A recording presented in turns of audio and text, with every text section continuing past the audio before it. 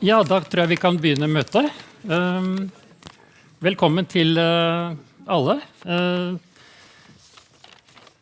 Mitt navn er Einar Heldal, og jeg er leder for det som heter interimstyret i aksjon mot atomkraft. Det var jo en folkebevegelse på 1970-tallet. Da var det staten som ved NVE var pådriver for atomkraft i Norge. Men det ble skrinlagt, delvis på grunn av protester, blant annet fra AMA, og delvis på grunn av ulykken på 3 Mile Island i 1979. Så har Norge 4 såkalte forskningsreaktorer i Halden og Kjeller, og i drift fra 1951 til den siste ble stengt i 2019. Hensikten fra starten var faktisk å produsere plutonium for atomvåpen, og ikke forskning og ikke kraftproduksjon. Og dette har blant annet historiker Lars Borgersrud beskrevet i en bok som heter «Da Norge ville bli atommakt». Og det er dagens bokreklame. Det ligger et eksemplar borti der, og man kan kjøpe den i bokhandelen i første etasje. Men det er interessante saker, historie. Så i 2018 så ble NND, Norsk Nukleær Dekommisjonering, opprettet for å håndtere avfallet fra disse 4 reaktorene. Og det inkluderte en referansegruppe av ikke-statlige organisasjoner.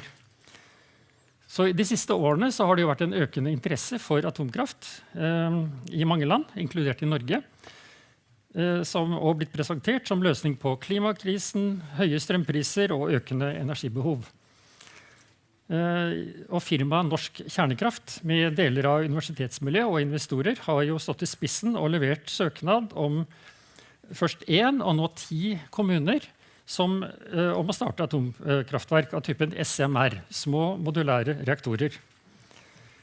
Så har 3 direktorater, Direktoratet for strålevern og atomsikkerhet, Direktoratet for samfunnssikkerhet og beredskap og NVE, anbefalt regjeringen å avvente videre behandling av saken inntil kjernekraftutvalget har avgitt sin innstilling i april 2026, og det foreligger en nasjonal beslutning om vi skal ha kommersiell kjernekraft i Norge. Så det er på en måte der vi står nå. AMA ble opprettet i vår, blant annet av personer som kjente hverandre fra denne NNDs sivilsamfunnsgruppe. Bekymret og litt opprørt over at forkjemperne for atomkraft dominerte veldig i media og ikke tok opp risikoene ved atomkraft. Ulykker har jo vist at atomkraft kan være en betydelig fare for helse, miljø og sikkerhet, både for land og i lokalsamfunn. Vi ønsker derfor å bidra til den offentlige debatten om hvordan vi kan løse klimakrisen og atomkrafts rolle ved å se kritisk på planene om SMR i norske kommuner. Og vi håper på og jobber for en faktabasert og sindig diskusjon om et tema som hvor det er sterke interesser som er involvert. Og en så viktig sak den krever at befolkningen får informasjon fra eksperter som er uavhengig av industri og investorer. Så derfor dette møtet. Vi vil få 2 innlegg om SMR og om dekommisjonering, så en kort pause, og så får vi innlegg nummer 3 om håndtering av søknader om atomkraftverk, før vi får en panelsamtale og en plenumsdiskusjon. Så bare et ord om at vi har nødutganger fra brannvesenet, som er der og der. Og da kan vi begynne å nærme oss første innleder, som da bakgrunnen for det er at når vi tok kontakt med samarbeidspartnere i utlandet når vi startet opp, først i Sverige og så i Kanada, så fikk vi etter hvert kontakt med noe som heter Nuclear Transparency Watch, som er opprettet i EU-systemet for å sikre at sivilsamfunnet er informert med hensyn til atomkraft. Og både Naturvernforbundet og Bellona er representert i denne gruppen. De har også en undergruppe som heter Global SMR Watch, og den er ledet av Madis Vasser fra Estland. Og denne gruppen har de siste 3 årene hatt månedlige digitale møter for å utveksle informasjon om hva som skjer i ulike land. Og dette har vært veldig nyttig for oss for å høre om hva som foregår, og hvordan diskusjonen går om SMR i andre land, for det har mange fellestrekk. Så vi ønsker da velkommen første innleder, som altså den samme, Madis Vasser fra Estland. I Estland så har de, som i Norge, har det vært et initiativ og en push fra industrien om å starte med SMR. Madis kommer fra miljøbevegelsen og har vært en del av Estlands kjernekraftutvalg, og han vil presentere seg selv. Så over til deg, Madis.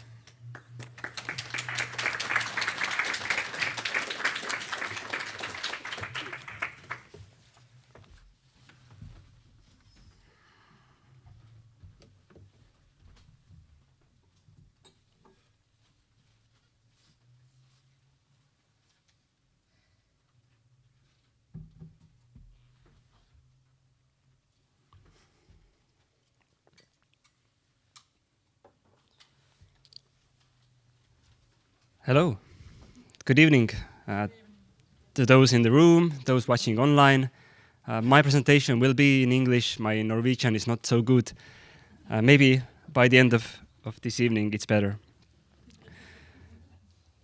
So I will start with a hello. Before the small modular reactors, I will do a small personal introduction because I'm the outsider here in this meeting. So I came to the environmental topic in general through the question of climate change, the issue that really caught my attention. And as I was reading more and more into it, I realized that, well, the energy sector is a really big contributor there, fossil fuels, and how to phase these out, phase new technologies in. And the question is, what technologies? So that really got me into this line of work, and nuclear energy kind of naturally also came to the table, especially in Estonia, which is a country I will talk most about today because that's where I'm from. So I started around 2018 in the NGO Estonian Green Movement because they were the only ones really dealing with these topics in Estonia. So the topics were around fossil fuels at first, about just transition. How do we transition from fossil fuels in a gradual way so the communities don't get affected too much, so they have time to adapt and so on. And then around the same time, this topic of nuclear energy, the small modular reactors, came to the Estonian kind of public discussion. So I was there already working with energy topics, and that topic really found me. I didn't find nuclear found me, so now we're stuck together.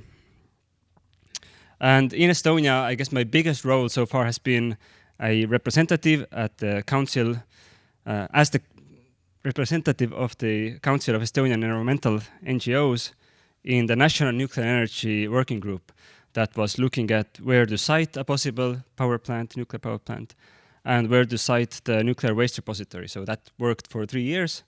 And I was there as basically the environmental person and the civil society person in 2 in 1. Then on the European level, I'm part of this research project, EURAD2, that deals with waste management for SMRs and future fuels, especially in the topic related to interactions with civil society. And I'm there through Nuclear Transparency Watch that Einar also mentioned. And Nuclear Transparency Watch has a very good slogan. They say they're not pro-nuclear or anti-nuclear, they're pro-safety. So that's something to keep in mind, that we should all be pro-safety, whatever our other kind of preferences are. And globally, yes, because the SMR industry is global, the civil society has to be global as well. So I've been organizing and conducting these kind of monthly meetings between, let's say, 10 to 20 people around the globe, and then we're discussing what's happening in different countries, what can we learn from each other and from different projects. Usually there's one project that everybody else is looking at, and then it's good to hear from people actually in that country saying how things are in reality. And very important, academically, my background is in psychology and informatics, so I am not a nuclear physicist. At least in Estonia, sometimes that kind of disqualifies you from talking about nuclear topics because the first argument is, well, you're not a nuclear physicist. The good counter argument is that the nuclear physics has been figured out already. It's all the rest that we need to discuss about, whether it's like how we feel about these numbers, how we understand these numbers, these facts, and the informatics part is, it's more related to the technology, the nature of technology or the evolution of technology and how fast it can evolve, what is reasonable in the next decade or so. And also these 3D pictures that you see from SMR producers are also just informatics, like not real pictures at the moment. Some people don't realize that. So let's get to SMRs. So we're all on the same page, what they are when you look at the term, and they've added small modular nuclear reactors here because they are nuclear power plants, but that nuclear part usually gets dropped when we're discussing it in public debates because I guess it sounds better, but when you want to be really correct, you say that these are small modular nuclear reactors. They're small. They're typically around 300 megawatts electric or less, sometimes more, and that's a debate, like, is a 400 megawatt reactor still a small reactor, even though they claim it is, maybe it's not. And usually one site of these SMRs has many reactors, so you can still have like a large capacity at one point. Then they're said to be modular, which means that they are produced in a factory somewhere and then brought to the building site and then just kind of put together. Ideally, they would be licensed in any part of the world and then be like transported to at this country of deployment and then just put together. And they are reactors of different types. Usually in discussions, we talk about the 3rd generation, 3+ generation, maybe advanced 4th generation reactors. That's also sometimes called advanced modular reactors, AMRs. So just so if you see these terms somewhere, you know what they mean. We don't go very deep into them today. And you could say that there are 60+ different designs out there. It's true when you look at the International Atomic Energy Agency database. Depending on how you filter these different reactors, you get several tens of different designs that are in some phase of development. But when you look at SMRs currently under construction, you could say it's 0 or maybe 0.5, depending on if the first reactor in Canada is it being built, is there concrete being poured yet or not? It's a debate. But what's proposed and what's actually in the making at the moment, there's a big gap there. But you might have seen pictures like this. On the left, you see the GE Hitachi BVRX 300. On the middle, it's, I believe, NuScale. And on the right, it's the Rolls-Royce, which is, I think it's now, it looks very funny. It's about 470 megawatts now. So is it small? They say it's small. I don't like this saying. I think it's rather big already. And none of these will actually look like this when they get built. They will look like square boxes because that's cheaper. But it's good to have these nice pictures for these debates. I've seen the one on the left will now supposedly be built in Canada. Like the actual construction drawings are a square box. So the short history of SMRs is that in the beginning, all nuclear reactors were quite small. And over time, they became bigger and bigger because that was more economical. You're already going out of your way to build something very complex. It makes sense to make it big. Then you have hope to actually getting back the money that you spend. And all small reactors have mostly so far been shut down, so there's not many currently in the works. I'm not going to count all of them, but my colleague from Australia, Jim Green, has made a very nice article about the history of SMRs, and he concludes that it's an history of failure because the old reactors are being shut down. No plans are to be built any of these old reactors again. And the new small reactors that have been proposed at the moment are having a hard time. So the ones that do exist, and I will touch more on these soon, they suffer delays and cost overruns and poor performance. And the newest and fanciest ones, they tend to get cancelled as they get closer to actual real projects. So usually when you first announce an SMR project or design, it looks very nice. But when you get to actually building it somewhere with a concrete partner, things get more complicated. So NuScale is a good example from a few years ago. They were very promising in the US. The price went too high. It got cancelled before it even got to be built.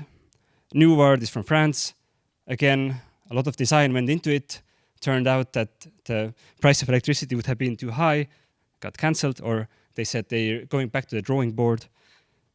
KRM25 is from Argentina. Was in the works for, was it maybe 15 years? Is now essentially cancelled. Nucleo in the UK also closed down because they didn't win the government subsidy. So that's good to know. You hear all of these new projects popping up, but at the same time, other projects are actually dying down. So in many sense, it's a history of failure so far. And now the question is, what comes after? It had been tried before, not successfully. Maybe the next iteration will be better. And these two reactors that are usually claimed that, no, we know that it works because it has been built. One is in Russia.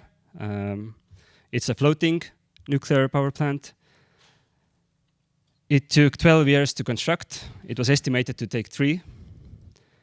And it doesn't work very well, as good as we know, which is very hard to know because it's in Russia.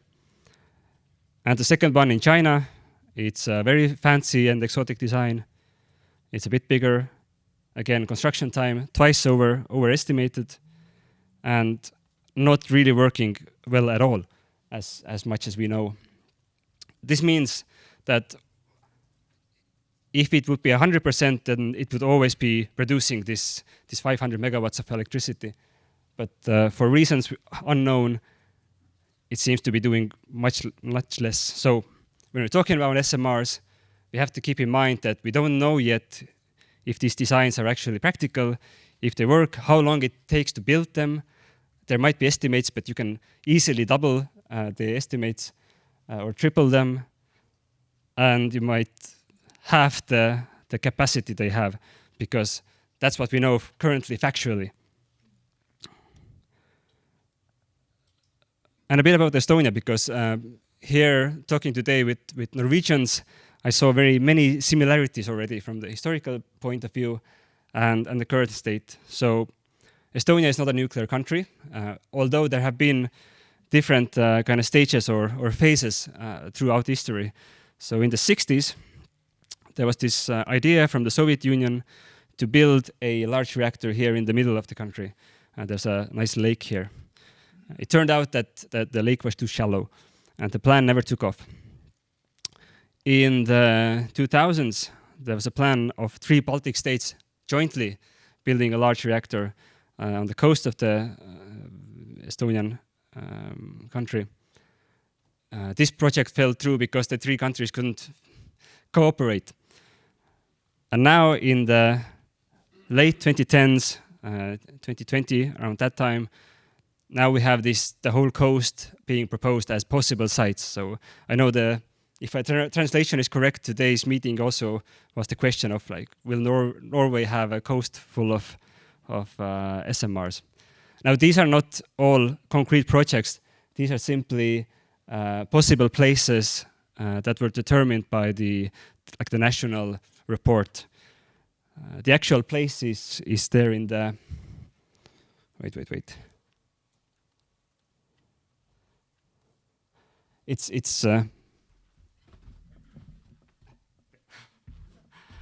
there on the rightmost two numbers. So this is where it has kind of evolved over time. And it's very simple to track like where is this idea coming from, because up until 2018, if in Estonia you would suggest someone that let's build a nuclear power plant, you would have been laughed at. That was like a crazy idea. Like, Estonia is so small, our grid is so small, we cannot fit a large reactor. It simply doesn't work technically. Even if you have the money, even if you have the will, there's nowhere to put it. But there was an NGO that started to really push this idea. It was composed of some of the same people who were there in the 60s already. And they had some initial success of raising this debate. Then in 2011, the Fukushima disaster kind of cooled down the enthusiasm, probably globally. And this project kind of went to the sidelines. And then in 2018, again, out of the blue, really, we saw from this National Energy and Climate Plan, suddenly these mentions of safe nuclear energy, rising demand for nuclear, meeting baseline energy possibly with nuclear.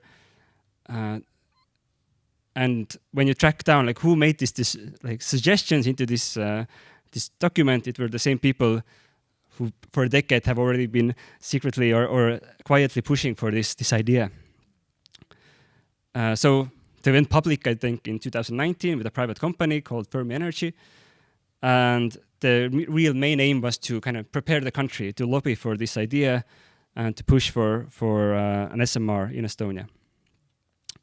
And from that point onwards, it has been like a constant pressure of on the government, on the media, to discuss nuclear, campaigns to discredit renewables. We were discussing recently with the Norwegian colleagues that maybe it has been different in Norway. The problem with wind energy was first, and then the solution of nuclear was proposed later. In Estonia, it was the other way around. The nuclear came first, and then the wind opposition came later. And they were raising a lot of like private investment. And they were quite successful in this campaign. So some of the style examples, we have like a yearly conference. Here I will translate what it says. Under the name, it says clean energy with any weather with the best price. So all of these can be debated. They were very, very sure that this is what they are offering. They said at the beginning that they will start production in 2031. That's in 6 years now. They have pushed it back now to 2032, then 24 or 34, and now it's 35, I think, for now. And yes, they're very certain that nuclear is the solution. To which I ask, like, what's the question? And I see the similarities in Norway as well. I went to the homepage of the Norwegian company, and again, it's these large claims that like we're going to do it because it's the right thing to do. We must do it. There's no other way. And then the civil society, at least in Estonia, has tried to counter this with like reminding people of the possible risks as well related to the nuclear fuel, the waste, the monetary costs, and that there is actually faster and cheaper ways to solve the climate crisis. There's also a website that tries to kind of fill in the gaps or claiming that you cannot build a nuclear power plant with partial information. You have to have both sides of the story, even if you don't want to. Of course, and there's the Estonian website for the nuclear no thanks as well. And when we dig into the Estonian perspectives, why the campaign was so successful in Estonia for the nuclear industry was that indeed the government felt pressured enough that they also established this working group that concluded that introduction of SMRs in Estonia is feasible. To which I would comment that if you have no monetary restrictions or time restrictions, anything is feasible, really. Or if you don't think about the risks. So it's a thorough report, but also lacking in many respects. For example, the waste issue received minimal attention, and I will get back to that. Then last year, the parliament adopted this resolution in principle supporting, and it's very important, supporting the preparation of adoption of nuclear energy. So they're not supporting nuclear energy, they're just supporting the preparation of adoption of nuclear energy. And that was a huge debate, like what does it even mean? Like, are you supporting nuclear energy? What are you supporting? So the lawmakers said, we're supporting the continuation of this process that we don't know where it's going. And also establishing a nuclear law, because Estonia is lacking this type of law at the moment. And we don't have a nuclear regulator either. So that is also something you need to have before you go become a nuclear country. And now we don't have the regulator yet. We don't have the law yet. We don't have the approval of nuclear energy yet, but we're already starting and have started a special state planning process to find a good site for the first SMR, because the company asked for it and the government applied and said, yes, let's do it. And the problem is that we don't know if it's really actually worthwhile. Why are we doing it? There's no governmental decision or a parliamentary decision that we are going to be a nuclear country. We don't know how this decision will be taken. One possibility is that when the nuclear law goes to the parliament, and if the law is accepted, then the nuclear energy in general is accepted. And many unknowns on the technological side. So whoever has looked closely at the SMRs knows that there are very many different designs, depending on what are the coolant systems, what waste will be generated, how big it is, so on, so on. Well, we do have some ideas based on the company and what they're claiming. They have chosen this BVRX300 for now, which is not licensed anywhere in the world, although the Canadians are trying very hard. If they're looking for a different alternative design, that would set back the timeline many, many years, because others are not even close to getting this kind of regulatory approval. And for waste management, which is very problematic, is that in the governmental document, the report, they outlined basically two possibilities. This classical deep geological repository, you dig a huge tunnel system underground, or you do the deep borehole method, which drills a very narrow borehole, a very narrow tunnel, straight deep down to the ground. And that second option is very experimental. It's like kind of hypothetical, theoretical at the moment. There's not really any proof for this that it could work on scale, in scale. But in the report, it's there. And I try to battle this, saying that we do not have actual, all we know is that there's one startup in the US that tries to get funding for the first experiment, but it's very hard to base your government strategy on this. We don't know how much waste will be generated. That's because we don't know how many reactors will be there. We don't know what reactors they will be. But scientific studies have said that probably the SMRs, because they're smaller, they're less efficient, they will generate 2 times up to 30 times more waste per megawatt than large reactors. So if you have a small reactors of 300 megawatt, it actually produces waste like a 600 megawatt reactor, or maybe worse. And it's unclear when should we start dealing with this issue. The Estonian officials are actually currently very laid back. They say that there's still time. We will generate the waste, yes, but then we have 100 years to kind of keep it temporarily somewhere. And the environmental organizations are very much opposed to that. Some more unknowns. One is about public subsidies. So the story goes like this, and it might be the same in Norway, that the industry will claim that they don't need any public subsidies. And the government might say that we will not give them any public subsidies. Then in Estonia, the more recent past was that the industry actually started asking for subsidies.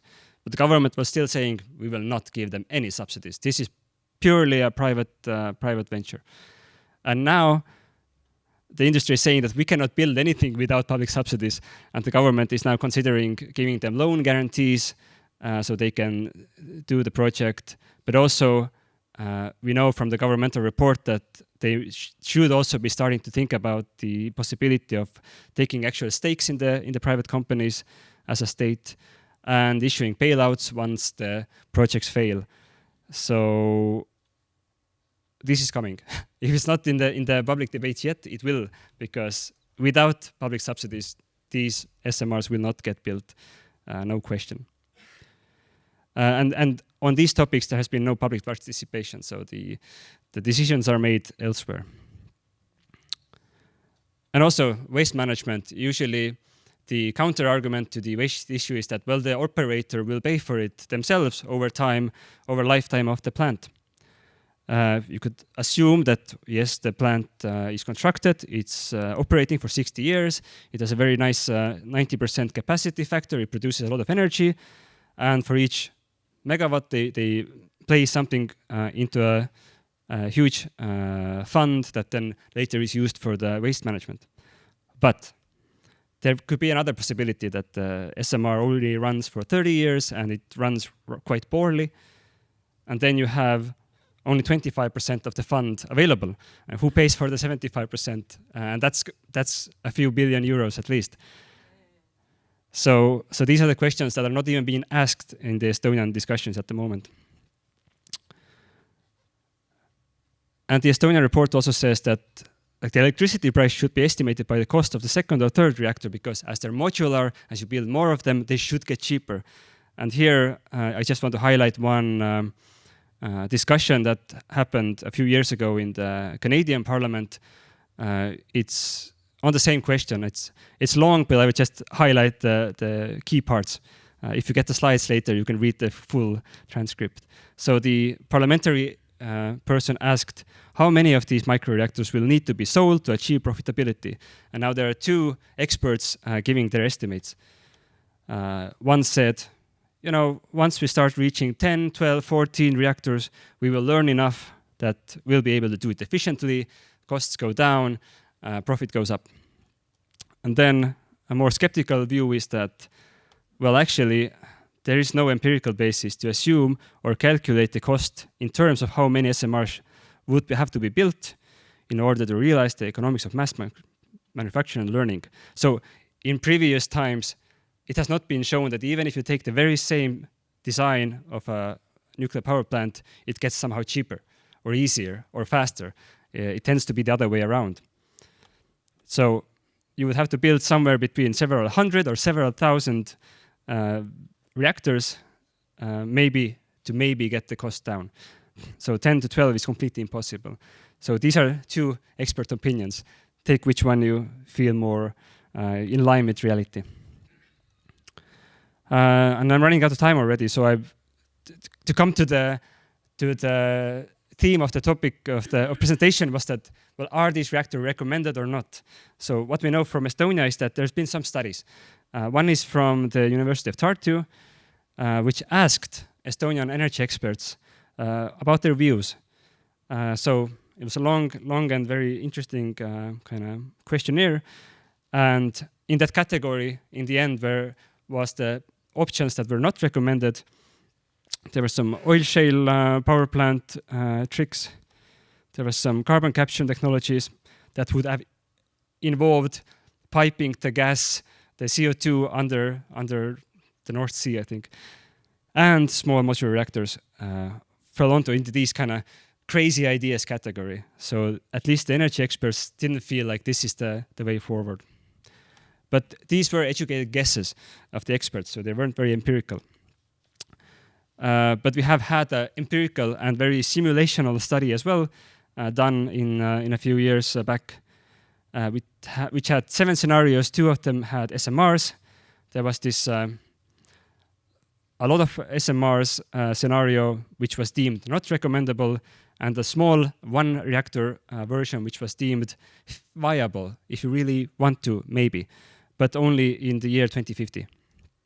But the good quotes from that report was that the nuclear pathway is too risky to rely on these technologies because historically nuclear projects have been characterized by higher costs, repeated increase during the projects and delays, and finally the nuclear pathway may create a false sense of security and be used as a justification to postpone important decisions. So you can think about the Norwegian discussion as well. Is it somewhere in this discussion that nuclear is being just used as a way to delay some important decisions, or a way to keep things as it is, even though they should be changing already? And in the end, just 5 quick recommendations of how to even do these discussions. So this is what we learned from the Estonian case. So if this topic comes to the public focus, what are some good recommendations to keep in mind to have a balanced and open discussion?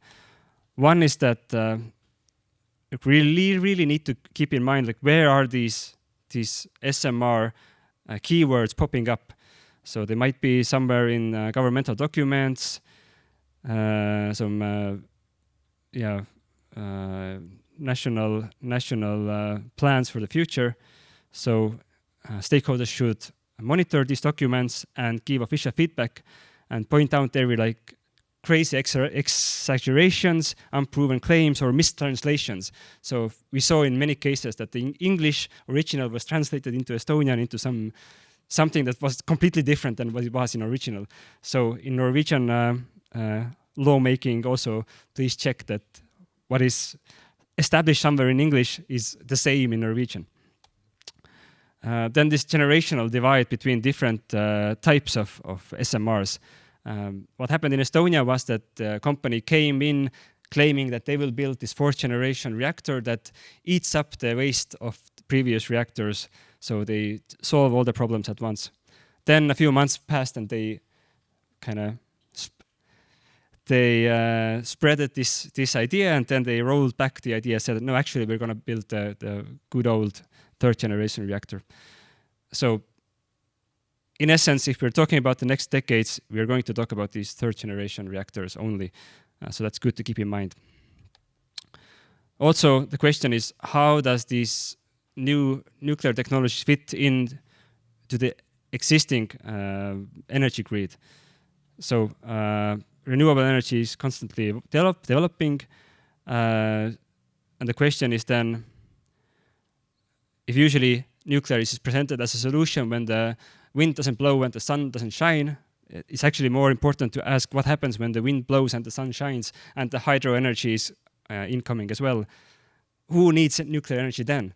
And if nobody needs it, then they can't shut it down very quickly, which means that like the economics become much weirder. Fourth is about this analysis paralysis. I don't know how good or bad it is in Norway, but in Estonia, most people that have nuclear degrees are already employed in this company pushing for SMRs. So it's very hard to find experts to get this other side of the story even. So networking internationally is very good. It's very good that you reached out and we can share our kind of experiences. And finally, public participation is very, very important.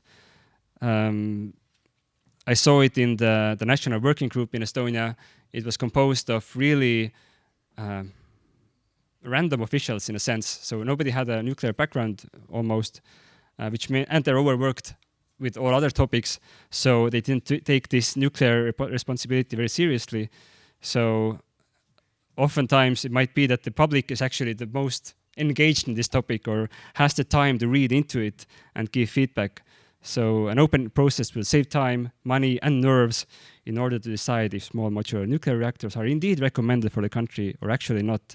So if we do it right the first time, we don't have to do it again in a few years because we realized that we kind of missed some of the topics or some topics were too difficult to discuss at the time, and then they weren't discussed at all, and then 20 years later you realize that you have no place to put the waste. Which is what most countries currently are dealing with. They have the nuclear power programs. They are really struggling with finding the way to manage the waste. So for new nuclear countries, there's still an opportunity to have these nasty debates before you actually make the decision. With this, here's my email address. Write to me or ask questions right now. I think we have some time for that. Thank you for listening. Tack.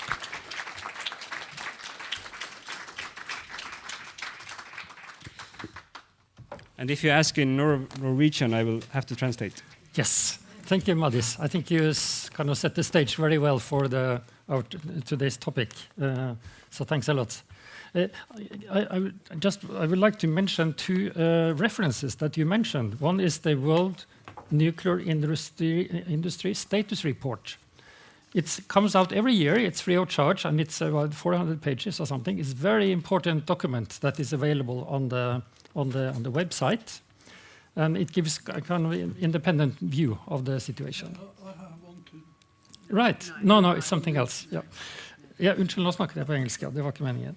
Den andre er en bok som heter Nuclear is not the solution, som er skrevet av Ramana, som ble nevnt fra Canada. Så den er fra Canada. Boken ser sånn ut, og den heter Nuclear is not the solution. Dette er en veldig grundig og kort bok som forklarer da rollen til de forskjellige aktørene på en veldig forståelig måte. Så begge anbefales på det varmeste. Vi har tid til noen få spørsmål. Nå er det, vi skal ha diskusjon etterpå, så det er mer for oppklaring, og vær kort helst. Hvis det er noen spørsmål som dere vil stille, kan stille på norsk. Hello, I can, Vær så god, I can ask you in English, yes. Oddvar Lind. Oddvar Lind, journalist. Firstly, do you see that the situation around Zaporizhzhia influence your work in Estonia or elsewhere? I suppose, would you agree that the situation there is extremely dangerous now? IAEA says that it's not sustainable, but I would say rather that it's a kind of an underestimation of the situation. That's the first one. The second one is that we see now that nuclear energy, in fact, cannot compete with renewable energy, and around somewhere between 80 and 90% of all new energy now is from solar, wind, and a few other renewable energies. How do you look upon that? Thank you. So on the security issue, for sure, Estonia is right next to Russia, and these topics have been on the forefront. That like, where do you cite it inside Estonia that it has any chance of being safe? Some people say it doesn't matter because everywhere is not safe inside Estonia. Some people say that we should put it next to the Russian border, then it's like a shield against Russia. But in honesty, the siting report kind of drew a line somewhere in the middle of Estonia, saying that to the east of this line, we don't recommend building a nuclear power plant because we cannot protect it quickly enough. But it's a soft recommendation, so it's not a hard no. And currently, the sites that are being looked at are east to that board, to that dividing line. But yeah, I guess the biggest worry, I think, is that not that these power plants would be kind of blown up, but that they will be overtaken and used as a base. So discussions are ongoing. Public opinion polls kind of show that some people even find nuclear more attractive now in Estonia, even though the Ukrainian war is ongoing. So it's a messy picture, but definitely security has to be taken very, very seriously, and that might be like the final problem. Even if you solve everything else, you still have this, and you don't want to proceed. But currently, it doesn't seem to be stopping the project.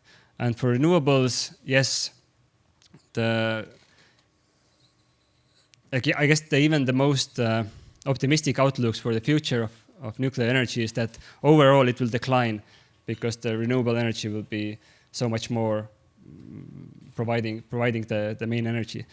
So the question is, yeah, do we need to, for example, in Estonia, the question is, do we need to go there? Because that governmental report that I showed that had these pathways, the most recommended pathway was renewables plus storage. That would be societally most acceptable and cost-wise also optimal. So that's what we know from the data based on Estonia. in Norway, you probably have to do your own calculations, but most likely it will be something similar.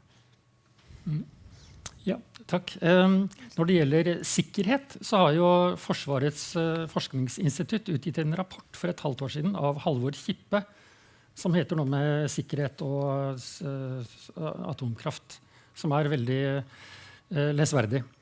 Ja. Neste spørsmål, det var en på bakerste rad, tror jeg. Først, var det ikke det? Nei. Nei. Da var det, vær så god. So, hi. So my name is Egil Boym. I have one specific question. It's related to what you said, safety. So of course many people are scared of nuclear because of the safety side, right? And all the plants that have gone wrong.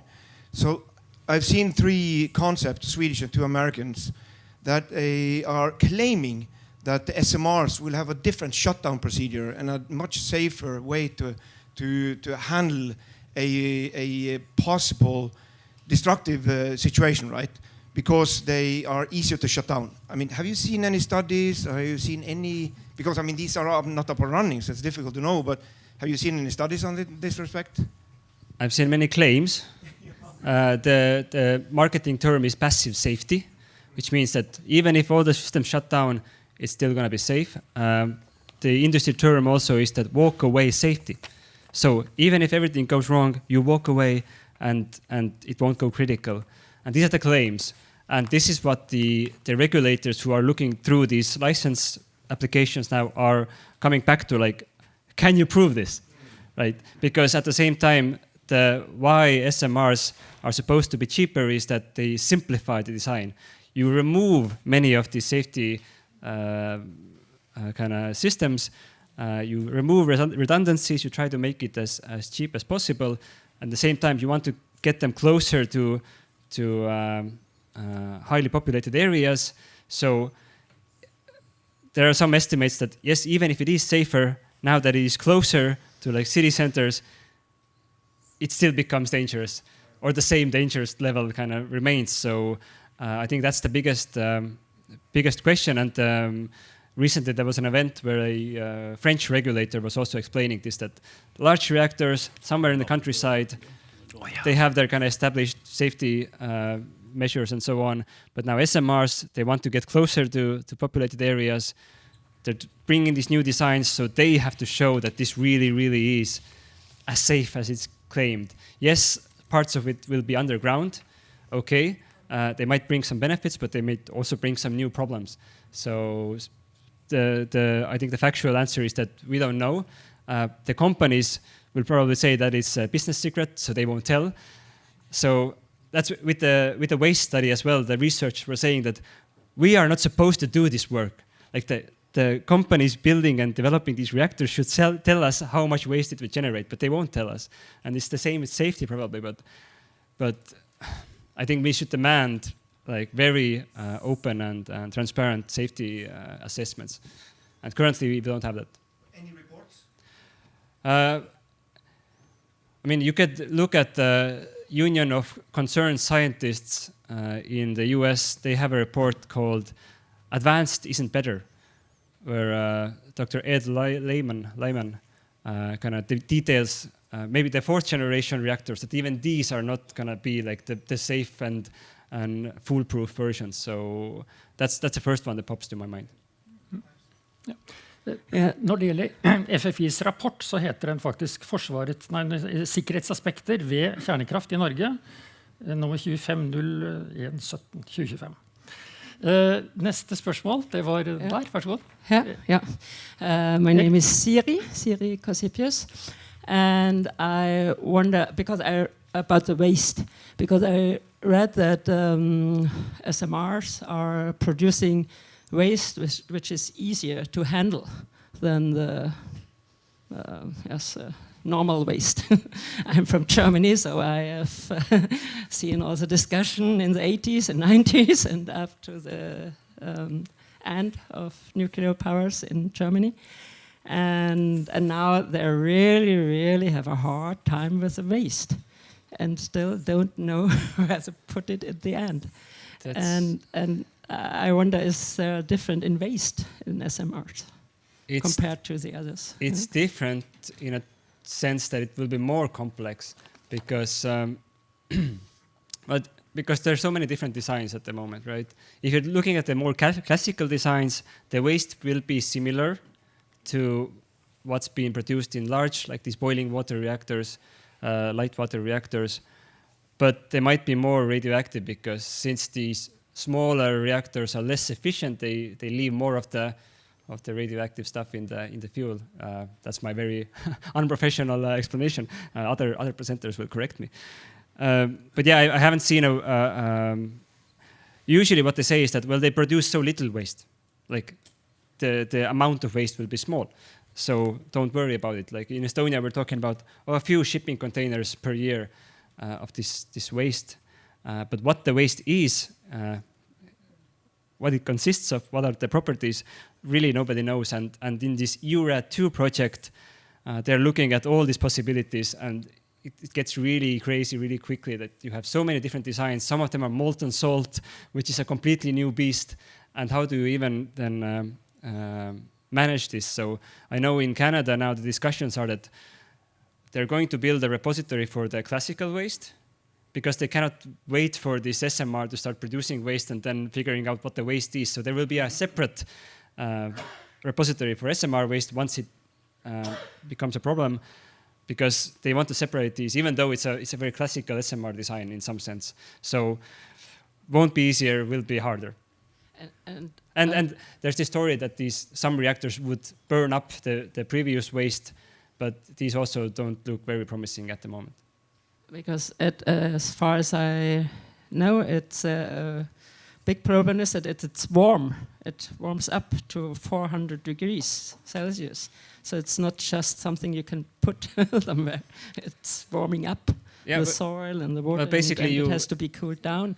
But it's the same. It's the same problem. Yes. You definitely 10 years you will cool it somewhere next to the power plant, and then temporarily you might cool it another 90 years, and then if you have a solution, you put it in the deep repository. So it's not going to be like a special cool waste or a very easily manageable one. It's still spent nuclear fuel, and might be even worse because of how they do the actual designs.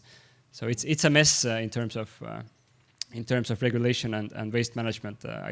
I've seen the regulators in the EU-RAD2 project. They're very, very worried because they don't know what they're being asked to deal with. Ja, da ser jeg ikke noen flere armer. I så fall så sier vi tusen takk til Madis. Du kommer tilbake. Takk.